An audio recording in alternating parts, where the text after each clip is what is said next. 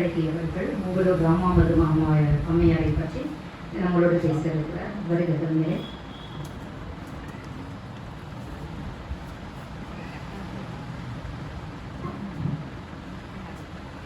அன்னை மொழியும் அவ்வை வழியும் கொண்டு தெரிஞ்சித்திறனின் எழுத்தும் குயிலியின் எழுச்சியும் கண்டு தலைமையும் தாய்மையும் கொண்டு அனைத்து மகளிருக்கும் அவர்களை அவர்களாக ஏற்கும் ஊன்றுகோலான அனைத்து ஆண்களுக்கும் தலை நிமிர்ந்த வணக்கங்களும் மகளிர் நாள் வாழ்த்துக்களும். சரி, முதல்ல வந்துட்டு இந்த வாய்ப்பளித்தமைக்கு நன்றி. நம்ம ஒவ்வொரு முறை நம்மளோட கல்வியில சரி, நம்ம ஒவ்வொரு முறை சின்ன வயசுல இருந்து படிக்கும் பொழுது பேசப்படாத தலைவர்கள் தலைமைகள்ல ஒருவர் தான் நம்ம மூவலூர் ராமாமிர்தம் அம்மாவும் தான். ஏன்னா ஒரு வீரமங்கை அப்படின் பொழுது உடனே நமக்கு பள்ளி காலத்திற்கு முதற்கொண்டு தெரியறவங்க வந்துட்டு ஜான்சி ராணி அம்மா தான்.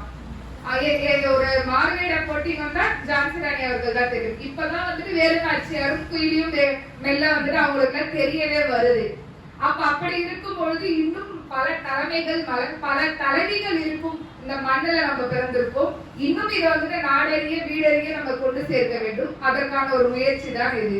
சரி, முதல்ல மூவலூர் ராமாமிர்தம் அம்மா வந்துட்டு 1982 திருவாரூர் இடத்துல இருக்க அருகில பாலூர் பக்கத்துல மூவலூர் என்ற ஒரு கிராமத்துல பிறந்ததுனால அவர்களோட பெயர்வே வந்து அவங்களோட ஊர் சேர்ந்து மூவலூர் ராமாமிர்தம் அம்மா அப்படின்னு இருக்காங்க. அவங்களோட குடும்பம்னு பார்க்கும்பொழுது ஒரு வறுமை கோட்டின் காரணமாக அவர்களும் ஒரு 10 வயதிலே வந்து தேவதாசி அந்த காலங்கள்ல தேவதாசிகள் தேவரடியார்கள் அப்படின்னு பலர் இருக்கும் பொழுது அவர்களோட சமூகத்துல அவங்கள கொடுத்துட்டாங்க. நீங்க வந்துட்டு இப்போ அந்த காலத்துல எல்லாம் வாடகைக்கு வேலைக்கு அனுப்புவது போல அவர்களை அவ்வாறு அனுப்பும் பொழுது அப்ப அவங்களோட கலை தேவரடியார்கள் இப்ப நம்ம வந்து தேவதாசிகள் அப்படிங்கிற நம்ம கேட்கும் பொழுது முதல்ல யார் அவர்கள் அப்படின்னு பார்க்கும்போது தேவரடியார்கள் என்ன அப்படின்னா பரதம் மற்றும் இசை கலைனை எல்லாத்துலயுமே சிறந்து விளங்கிய மகளிர். அன்று அவ்வாறு நல்ல ஒரு உயர் பதவியில் இருந்தவங்க காலங்கள் மாற மாற மாற ஆட்சிகள் மாற மேலும் இங்கு ஆளும் சக்தி ஏறி மேல வந்து பூசு சாயம் வரி பல திரிப்பு கதைகள் வரும் பொழுது நம்மை ஆளுபவன் நம்மாலாக இல்லாமல், அதாவது நம் மண்ணின் இனத்தவராக இல்லாமல் இருந்து அந்த மன்னர்களாகவும் மேலும் அவர்களுக்கு கீழே இருக்கும் ஆரிய வருகையினால அவர்களோட சமூகம் அப்படியே இழந்து அப்படியே அவர்களை வந்துட்டு துன்புறுத்த ஆரம்பிக்கும் பொழுது அவர்களுக்கு ஏற்ப அந்த மக்களை வந்துட்டு என்ன முடியாத அளவு கொடுமைகள் அந்த காலங்கள்ல நடந்தது. அதாவது ஒரு கலையில கலைத்தாயா இருந்த மகளிர்கள் அனைவருமே பிறகு நாட்கள் மாற மாற மாற அவர் அந்தந்த ஆட்சியில் இருக்கும் அந்த கொடூரர்களின் விருப்பத்திற்கும் அவர்களை வந்துட்டு நம்ம சொல்லுவோம்ல, அங்க ஒரு ராஜா இருந்தாலே கொலைப்புறம் இருக்கும் அப்படின்னா அந்த மாதிரி ஒரு செயலை வந்துட்டு ராஜாக்கள் மாறின பிறகு அந்த மக்கள் அங்கு கொண்டு வரும் பொழுது அப்பொழுது எழும் ஒரு குரல் முதல் குரலாக இருந்ததால் நம்ம மூவலூர் ராமாமிர்தம் அம்மா.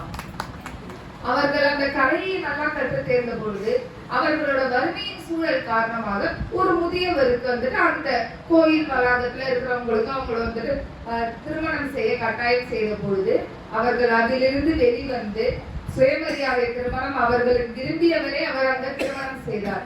அது அடுத்த ஒரு வேலியை உடைக்கும் ஒரு திறவுகோலாக அங்க இருந்தது. அப்போ சரி, இதை மட்டும் செய்தாங்களா அப்படின்னு பார்க்கும்போது இல்ல. என் வீட்டுல இருக்கிற பிரச்சனை நாட்டிலேயும் இருக்கேன்னு அவர்கள் ஒவ்வொரு இடத்துலயும் அவரோட எழுத்து கலையின் அடுத்த ஒரு திறவுகோலா இருக்கும் அந்த எழுத்தின் வழி நிறைய வந்துட்டு எழுத ஆரம்பிச்சாங்க. மக்கள் கிட்ட வந்துட்டு இது போய் சேரணும். ஏன்னா அந்த காலத்துல வந்து இந்த மூட நம்பிக்கைகள்லாம் அதிகமா இருக்கும் பொழுது அந்த மூட நம்பிக்கை பேரு நீங்க இந்த மாதிரி பண்ணிதான் ஆகணும், அப்பதான் உங்களுக்கு புண்ணியம், நம்ம வந்துட்டு கடவுளுக்கு இணையணும், கடவுளுக்கு கீழே இருக்கிறவங்க நம்ம இங்க இப்படி பிறந்தோம், அவங்க நம்ம தலையில இருந்து பிறந்தாங்க அப்படின்னு ஒவ்வொரு கட்டு கதைகளாக இருக்கும் பொழுது அங்கு முதலில் கருத்து போய் சேர வேண்டும், அதற்கான பரப்புரை செய்ய வேண்டும் என்பதற்காக ஒவ்வொரு இடங்களிலுமே அவங்களோட பரப்புரை தொடங்குறாங்க. அதுல அவங்களோட எழுதிய முக்கியமான நூல் என்ன அப்படின்னா தாசிகளின் மோசவரை அல்லது மதிப்பெற்ற மைனர். இந்த புத்தகம் வந்துட்டு ஒரு பெரிய அளவுல வந்து தாக்கத்தை ஏற்பட்டுருச்சு. ஏன்னா அது வரைக்கும் அந்த ஒரு கோயில் வளாகத்துல இருக்கு பெருசா அந்த பெண்களால வெளியே வந்து சொல்ல முடியாது. ஐயோ இது வந்துட்டு பாவம், இது வந்துட்டு நம்ம இப்படிதான் இருக்கணும் அப்படின்னு அவர்களை சுத்தி ஒரு மாய வலை மாதிரி அவங்களுக்குள்ள போட்டு அதை வெளிக்கொண்டு வந்ததுக்கான ஒரு பெரிய புத்தகமாக அந்த நாவல் வந்துட்டு இருந்தது. அதற்கு பிறகு அந்த தீவதாசிகள் அந்த ஒழிப்பு முறையை எதிர்க்க ஒவ்வொரு இடங்களும் பரப்புரை செய்வது, அதற்கு மட்டும் பரப்புரை செய்யாமல் அவர்கள் தான் ஒரு பெண்ணாக இருக்கும்போது ஒவ்வொரு இடத்துல ஒவ்வொரு சிக்கல் ஏற்படும், அதை ஒவ்வொரு இடத்துலயும் கொண்டு போகணும் பொழுது சாதி ஒழிப்பு, பெண் கல்வியோட முக்கியத்துவம், இந்த மூட நம்பிக்கை இது எல்லாத்தையும் வந்துட்டு எந்த இடத்துல அடைக்கிறாங்கன்னா மூட நம்பிக்கை. இப்ப கூட நம்ம ஏதாவது ஒரு கேள்வி வீட்டுல கேட்டா ஐயோ சாமி குத்தமாயிடும், ஏன் இந்த மாதிரி பேசுற அப்படின்னு தான் சொல்றாங்க. ஏன் இதை பண்ணி ஏங்கிற அந்த கேள்வி வரும்பொழுதெல்லாம் சாமி குத்தமாகும்னா அந்த மூட நம்பிக்கையை உடைச்சாதானே அடுத்து போக முடியும்.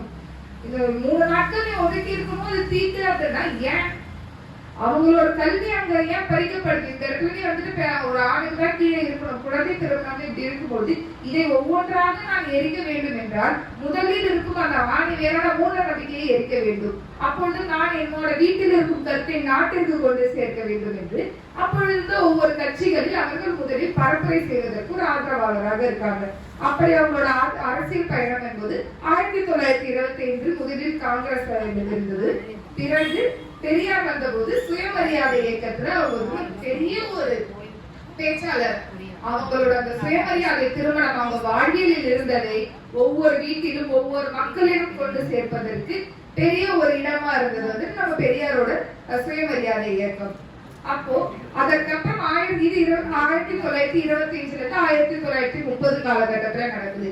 1930ல முதல்ல வந்து தேவதாசி ஒழிப்பு முறை. ஏன்னா இப்போ ஒரு இடத்துல பரப்புரை செய்யறேன், இப்ப இதை எப்படி நான் அடுத்தது கொண்டு போவேன், மக்களுக்கு தெரிஞ்சிருச்சு, அதை சட்டமாக்கணும்.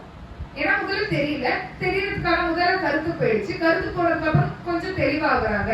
அந்த தெளிவாகிற இருக்க அந்த நெருப்புல வந்து அந்த சட்டத்தை கொண்டு வரணும் என்பதற்காக அப்பொழுது தேவதாசி ஒழிப்பு முறை சட்டத்தை அப்ப இருந்த மருத்துவர் முத்துலட்சுமி அம்மாவோட இணைந்து இவங்களும் சேர்ந்து அதற்கான போராட்டங்களை வந்துட்டு தொடங்குறாங்க. அதற்கு தடைகள் நம்ம எது கேட்டாலுமே தடைகள் ஒண்ணு இல்லாம இருக்கா அப்படிங்கிற மாதிரி அவ்வளவு தடைகளை தாண்டி 1930 தொடங்கி 1947 தான் அந்த சட்டமே அங்க வந்திருக்கு. அப்ப அந்த மக்களுக்கு நான் தெரிய வச்சுமே என்னோட செயல் அங்க வரணும் அப்படின்னா அப்ப ஒருத்த மேல இருக்கிறவனை எப்படி அங்க கொண்டு வரணும். அப்ப அந்த காலகட்டத்தில் அவர்கள் பட்ட துன்பம் ஏராளம்.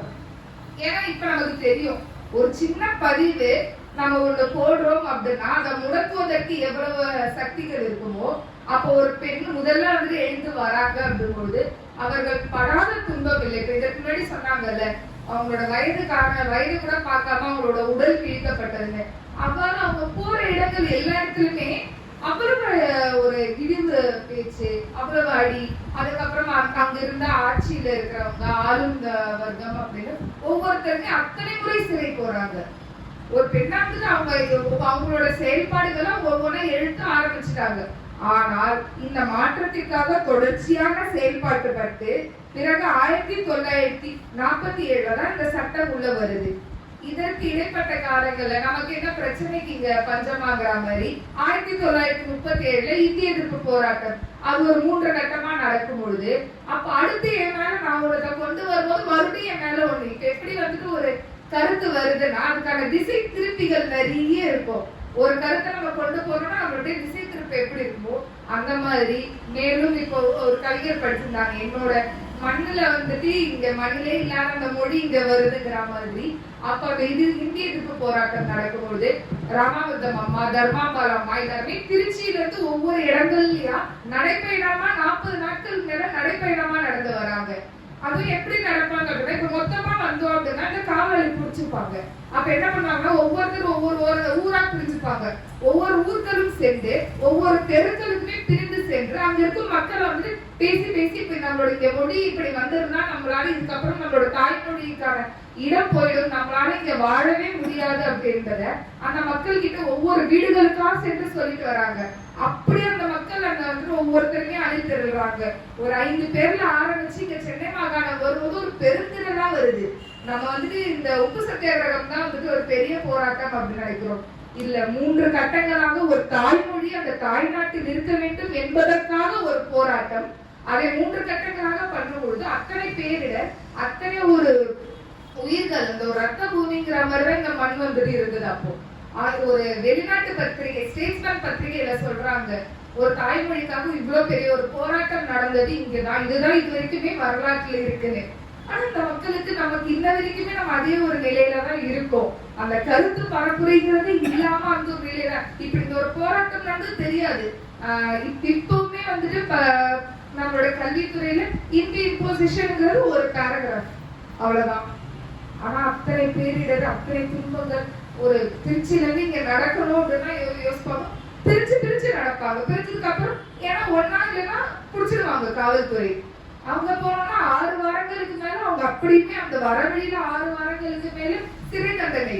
திரும்ப நீ வந்துட்டு மன்னிப்பு கடிதம் எழுது, அப்பதான் உங்களை விடுவோம்னா முடியாது. மன்னிப்பு கடிதம் கேட்காமல் அவ்வாறு அப்ப இன்னும் தண்டனைகள் அதிகமா இருக்கும். உணவளிக்க மறுப்பாங்க, மருந்துகள் தர மறுப்பாங்க. அப்படி ஒவ்வொரு இடத்துலயுமே அந்த பேரிடர் தாண்டி பிறகு அந்த இந்திய எதிர்ப்பு போராட்டம் தொடர்ச்சியா நடந்து அது 3 கட்டத்துல நடக்கும்போது பிறகு அவங்களுக்கு பெரியார் கூட ஒரு சின்ன ஒரு கருத்து முரண் ஏற்பட்டதுக்காக அண்ணாதுரையுடன் இணைந்து 1949 திராவிடர் முன்னேற்ற கழகத்துல இருந்தாங்க. அப்போ அந்த கழகத்துல இருக்கும் பொழுது அவங்களோட தொடர்ச்சியான செயல்கள் எதற்கு இருந்ததுன்னா, இப்ப நான் இதற்கு முன்னாடி சொன்ன மாதிரி அந்த பெண்ணியம் என்பது என்ன, பெண்ணியம் அடிமையானாலுங்கிறத ஒவ்வொரு இடத்துக்குமே கொண்டு சேர்க்க அவங்களோட வாழ்வியலையே முழுதான் கொடுத்திருந்தாங்க. அவங்களோட இறப்பு அந்த திமுக இருந்து ஒரு ஆதரவாளராக இருக்கும்போது அவங்களோட இறப்பு இருந்தது. ஆனா என்ன அதுதான் அவங்களோட கருத்து இன்றும் இருந்ததனால், அந்த கருத்து நிலைத்து இருந்ததனால்தான் இன்று என்னால் இங்க பேச முடிகிறது. அவர்களோட அந்த ஒரு ஈகியம் இங்க இருந்ததால் மட்டும்தான் இந்த மொழி இருக்கு. அத்தனை மொழிக்கு ஒரு ஈகியர்கள் இருந்ததுனால்தான் இப்போ ஒரு பராசக்திங்கிற ஒரு படத்தின் வழியா தான் இந்த மக்களுக்கு தெரியுது. அதுலயும் நிறைய கதைகள் எல்லாமே அதுல இருக்கு. ஆனா ஏதோ ஒரு இடத்துல அந்த கருத்து பரப்பு அப்படின்னு ஒண்ணு இருக்குல்ல. அப்படி இருக்கும் பொழுது அதே மாதிரிதான் சுதந்திர உலக தாய்மொழி நாள். வங்காளத்துல இருக்கு ஒரு பல்கலைக்கழகம். அங்க 5 மாணவர்கள் அந்த வங்காள மொழி இதெல்லாம் வந்துட்டு அவங்களோட தாய்மொழியா இருக்கு. அங்க இருக்க அரசு வந்துட்டு இல்ல உருதுதான் நீங்க பேசணும்னு சொல்லும் போது அந்த மாணவர்கள் புரட்சி எப்படி அண்ணா பல்கலைக்கழகம் இருக்கிற மாதிரி தாக்கா பல்கலைக்கழகம் இருக்கு. அங்க இருக்க 5 மாணவர்கள் பேரணியா திரள்றாங்க, கருத்து பரப்புறாங்க. காவல்துறை அடிக்கும் பொழுது 5 மாணவர்கள் உயிரிழப்பை பிறகு வெளிநாட்டு பத்திரிகையிலும் யுனெஸ்கோலையும் சொல்லி இந்த மாதிரி ஒரு தாய்மொழிக்காக 5 பேர் உயிரை விட்டுருக்காங்க. அப்ப இதை வந்துட்டு உலக தாய்மொழினால சர்வதேச அளவுல வந்து இதை போய் சேரணும் அப்படின்னு கொண்டு போய் சேர்ந்திருக்காங்க. ஆனா இப்ப இங்க பாருங்க, என்னவே முடியாத அளவுக்கு அத்தனை உயிர்கள் இங்க இருந்தும் அந்த ஒரு நாள் நமக்கு தெரியல, அதற்கான ஒரு வரலாறு நமக்கு இல்லை அப்படின்னா, அப்ப இன்றும் நம்மை சுற்றி ஏதோ ஒரு நம்மள வந்துட்டு ஒரு மாய மலை மாதிரி தான் நம்ம இருக்கோம். நம்ம படிக்கிறது எல்லாத்துலயுமே திருப்பு கதைகள் அத்தனை இருக்கு. அப்ப அந்த கருத்தினை நம்ம ஒவ்வொரு இடத்துலயும் உள்வாங்கி ஒவ்வொரு இடத்துலயும் கொண்டு சேர்ந்தால் மட்டுமே. இப்ப எப்படி வந்தது, இப்ப ஏதோ தொழில்நுட்பத்தின் காரணமாக நமக்கு தெரிந்த ஒரு போராட்டமா ஜல்லிக்கட்டு இருக்கும். ஆனால் அந்த காலத்தில் ஒரு தொழில்நுட்ப எதுவுமே இல்லாமல் ஒரு புத்தகம் வெளியிடுவதற்கு அத்தனை தடை ஏற்படும். ஒரு அச்சுக்கு போகாது. அந்த அச்சுக்கு போன புத்தகங்கள் தடைப்பட்டு ஒரு இடமா வந்துட்டு நமக்கு இருக்கும் பொழுது அந்த உரிமைகளை கொண்டு சேர்த்தார்கள். அப்பொழுது அவர்களோட உரிமைகளால் தான் நாம் இங்க வாழ்கிறோம். ஆனால் இன்னும் அதை போய் சேர்க்க வேண்டும் என்றார். இப்ப நான் இங்க 2 ஆண்டுகளுக்கு முன்னாடி இதே மாதிரி மகளிர் நாள் அன்னைக்கு வந்தேன். அதுக்கு முன்னாடி சின்ன வயசுல நீங்க வரும்போது நான் பார்த்ததுல இப்ப எனக்கு ஒரு மகிழ்ச்சி இருக்கிறது, என்ன மாதிரி ஒரு 2 சகோதரிகள் அங்க இருக்காங்க. அப்போ உங்ககிட்ட அந்த கருத்து போய் சேரணும், அதுதான் இதோட எண்ணமே. நம்ம ஒரு திரைப்படம் பார்த்தா எப்படி வீட்டுக்கு போயிட்டு நண்பர்கள்ட்ட பள்ளியில கல்லூரியில போய் பேசுறோமோ, அப்ப இங்க நம்ம ஒரு கருத்தினை உள்வாங்க வந்திருக்கோம் என்றால் இதை ஒவ்வொரு இடத்துல போய் சேரணும். ஒரு மாறுவேட போட்டி வந்தாலும் நம்ம அடுத்த மூவரும் ராமாவதமாவும் தர்மாம்பலமா இவர்களை எல்லாம் கொண்டு சேர்க்க வேண்டும். அதுதான் வந்துட்டு ஒரு சரியான மகளிர் நாளுக்கான ஒரு கொண்டாட்டமாகும். அதை ஏற்று நடக்கும் ஒரு மகளிராகவும் நம்ம திகழ்வோம். எப்படியே தமிழகத்தை முற்படி உயர்த்திட வேண்டும், என் மூச்சு அதற்கு உதவிட வேண்டும் என்பதனை கூறி என் உரையை நிறுத்துகிறேன்.